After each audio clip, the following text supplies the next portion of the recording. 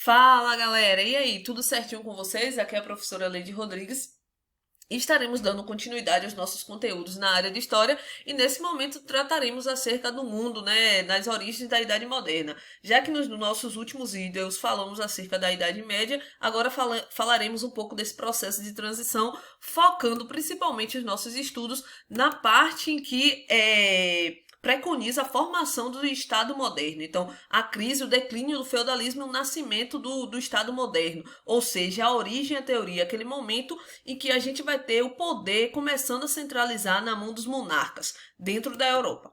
Galera, é o seguinte, para falar desse período aí, é importante que a gente contextualize. Durante o período medieval já existiam, sim, algumas monarquias. Entretanto, essas monarquias elas não tinham espaço tão grande na Europa porque elas estavam divididas entre o poder da igreja e dos senhores feudais. Os senhores feudais e a igreja exerciam um poder exorbitante no cenário político, né, na esfera política ali do período. Para vocês terem uma ideia, as relações políticas medievais elas estavam em três esferas. A esfera de poder local, ou seja, o senhor feudal, a esfera de poder suprarregional, ou seja, a igreja, e a esfera de poder intermediária, as monarquias medievais. Como vocês podem ver, né, as monarquias elas tentam intermediar a política entre os senhores feudais e entre a igreja. Há uma série de fatores que fazem com que as monarquias elas não sejam centralizadas nesse período. Porque tanto os senhores feudais quanto a igreja também queriam, né, dominavam politicamente isso aí. Dessa forma, a gente vai ter o quê? Uma limitação do poder real. O poder real não estava de fato centralizado como a gente vê no período medieval. Na Idade Média a gente vai ver um processo, um iniciozinho, né? O processo embrionário dessa centralização de poder. E esse processo ele vai acontecer precisamente nas regiões, né, nos países, né, da Inglaterra e na França. E é exatamente isso que estudaremos aqui.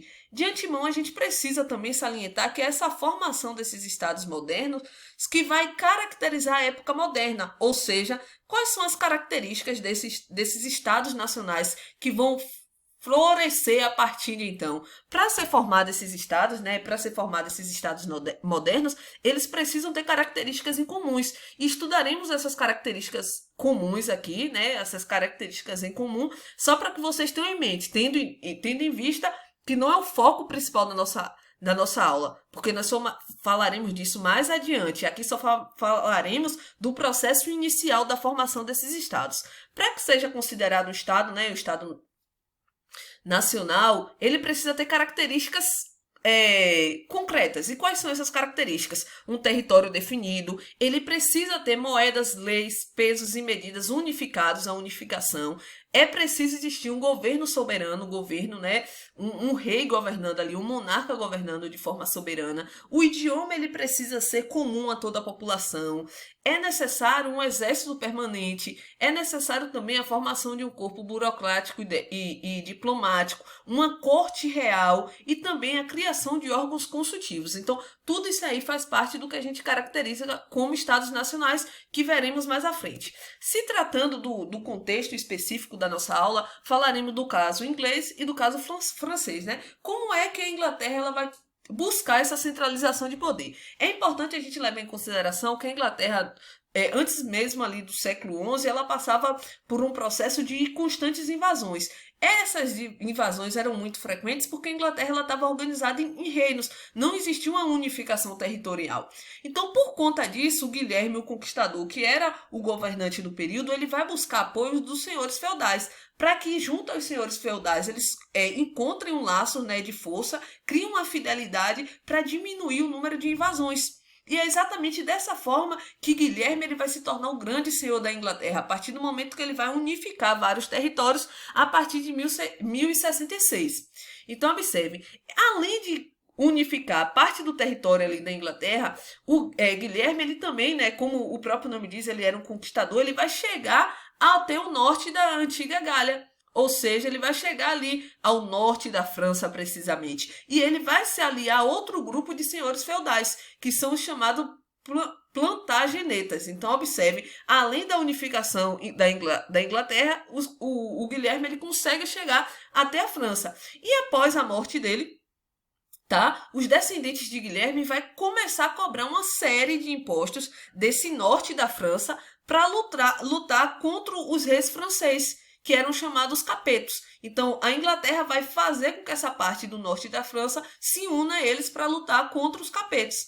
E é o seguinte, após vários descendentes, né, após a morte do Ricardo Coração de Leão, ali em um período das Cruzadas, quem vai assumir o governo da Inglaterra é João Sem Terra, tendo em vista que Ricardo Coração de Leão morreu muito jovem, não deixou herdeiros. E ao assumir, ele vai exigir ainda mais tributos para investir na campanha contra os capetos. Então observe que os descendentes de Guilherme continuam tentando conquistar esse território da França que estava ali sobre a ordem, sobre a organização dos capetos. Entretanto, galera, os barões eles não vão aceitar.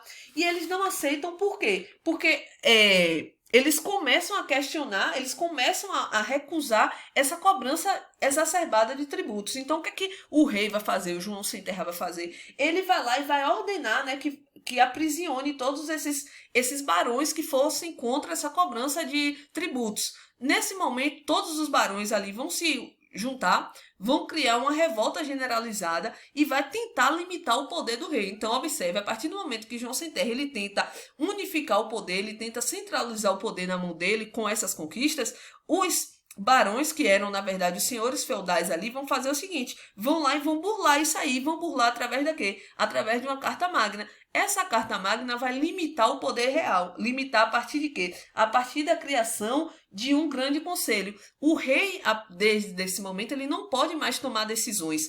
As decisões só podem ser tomadas a partir do momento que o conselho também puder intervir. Então, a partir daí, a gente começa a perceber que a Inglaterra tentou, sim, buscar uma centralização, mas ela não consegue. Tanto é que aqui a gente tem uma imagem bem relevante para o período no qual aparecem vários barões e, ao meio, a gente tem o rei João Sem Terra tentando assinando a Carta Magna, né, que limitava o poder real. Esse daí a gente tem claramente o caso inglês. No caso francês, a gente vai ter outra situação. A monarquia franca, como eu já disse para vocês, ela estava ali sob o controle dos capetos, né? Principalmente do Hugo Capeto. E também já existia esse conflito com a família Plantageneta, que tinha relação com a Inglaterra. Então a gente já viu isso aí. Nesse sentido, galera, o que é que acontece? O poder do Capeto estava limitado. Estava limitado pela Ordem Templária, ou seja, a nobreza francesa limitava o poder dos capetos. Por quê? Porque, galera, essa nobreza, ela estava liderada, né? Essa nobreza francesa, ela não estava submetida aos reis, mas sim à autoridade papal. Então, vamos lá, tentar entender aqui. Hugo Capeto, ele assume ali o poder, né, da monarquia francesa, mas é uma monarquia ainda não centralizada, tendo em vista que a Ordem Templária, ou seja, a Ordem Francesa ali, ela não estava submetida aos reis, mas ela estava submetida à autoridade do Papa. Então, ela obedecia à ordem do Papa. Após o rei Filipe IV assumir, né, Filipe IV conhecido como Belo, no início do século XIV, a primeira coisa que ele vai tentar fazer é destruir a ordem dos templários, tendo em vista que os templários eles não obedeciam ao rei, mas sim à autoridade papal. E ele vai tentar destruir essa ordem para confiscar os bens e aumentar o seu poder, ou seja, aumentar o seu poder no sentido da centralização. Mas qual o mecanismo que ele vai utilizar para poder destruir essas ordens dos templários, né, que são cavaleiros, enfim? Ele vai alegar que esses templários aí, ele vai fazer uma denúncia extremamente grave, que esses templários, eles ofereciam culto secreto ao diabo. Galera, isso aí, por ser uma denúncia muito grave, não precisava nem necessariamente de uma prova, mas precisava de um processo inquisitorial, né? A gente tá falando de um período que a Inquisição ele estava funcionando, o Tribunal da Inquisição estava funcionando, para que houvesse uma investigação. Entretanto, galera, nesse caso aí, o Papa do período ele não vai aceitar a denúncia. Então, o que é que Filipe IV vai fazer? Tendo em vista que o Papa não aceitou a denúncia, ele vai criar todo um organismo militar e vai de encontro ao Papa. Então, ele vai criar um conflito com o Papa, porque o Papa não aceitou a premissa dele, né, a alegação que ele criou. Então, a partir desse momento, o que é que a gente tem? A partir do momento que Filipe IV ele vai de encontro ao Papa, a gente vai ter a transferência, né, da igreja, da sede da igreja, que era em Roma, vai passar agora para Avignon, que está na França. Então, observe, a gente já tem um momento aí que a gente percebe, né, após a invasão de Felipe IV, que a igreja ela vai ter que mudar, né, criar uma nova configuração, porque a igreja sai de Roma, a sede da igreja estava ali em Roma, e vai agora para o sul da França. Além do mais, Felipe IV ele vai ordenar, né, a destruição dessa ordem templária e também dos seus líderes. Percebe que tá sendo criado todo um arcabouço, digamos assim, né? Tá sendo construído toda uma estrutura para fomentar e centralizar o poder na mão de Filipe IV. Entretanto, galera, o que é que acontece? Nesse período a gente tem claramente uma divisão da igreja. A partir do momento que a sede da igreja que estava em Roma ali, passa para a Itália, a gente vai ter uma divisão da igreja. Essa divisão da igreja ela é conhecida como cisma do Ocidente. E a partir desse momento que a gente vê a cisma do Ocidente, a gente começa a perceber que a instituição religiosa, né, nesse caso a igreja, ela vai perdendo essa relação, esses poderes temporais. Durante cerca de... Não, entre os períodos de 78 a 17, então a gente vai ter o seguinte, a gente vai ter uma igreja descentralizada também, a gente vai ter uma igreja que vai perder aí a ideia de... A fundamentação, né, vai perder aquela ideia de uma única igreja e a gente vai ter o quê? Ao mesmo tempo, dois papas. Um papa em Avignon, tá? Na França, e outro papa em Roma. Então a gente começa a perceber aí que, de fato, não ocorreu essa centralização na França. Não ocorreu essa centralização e, além de não ocorrer essa centralização, a gente vai ter um problema também com a igreja que vai perdendo aí um pouco da sua participação na política, né, nos poderes temporais. Galera, é o seguinte, para falar disso aí, é importante a gente também salientar, né, que esse processo de centralização política, né, esse processo da constituição das monarquias nacionais, ele foi algo processual, não é um boom histórico que aconteceu, olha, quebramos aqui o feudalismo entrou em declínio, surgiu os estados nacionais, as monarquias nacionais, o poder absolutista fortalecido, não. Existe todo um contexto explicativo, e esse contexto ele vai perpassar a questão da Baixa Idade Média, quando a gente vê que a igreja ela já está perdendo um pouco dos seus poderes, quando a gente vê que essa centralização política ela vai se dar principalmente pelo desenvolvimento da burguesia, que nasce ali com o renascimento urbano e comercial, que eu já falei disso em uma outra videoaula. A gente também tem como um desses fatores a questão das cruzadas que começam a acontecer. Então, a gente vê que ela já está sendo formada, fecundada, mas é algo processual. É tão processual que um estudioso ele vai dizendo assim, olha, essa formação das monarquias nacionais, ela vai desenrolando ao longo dos séculos, em pequenas etapas sucessivas, né?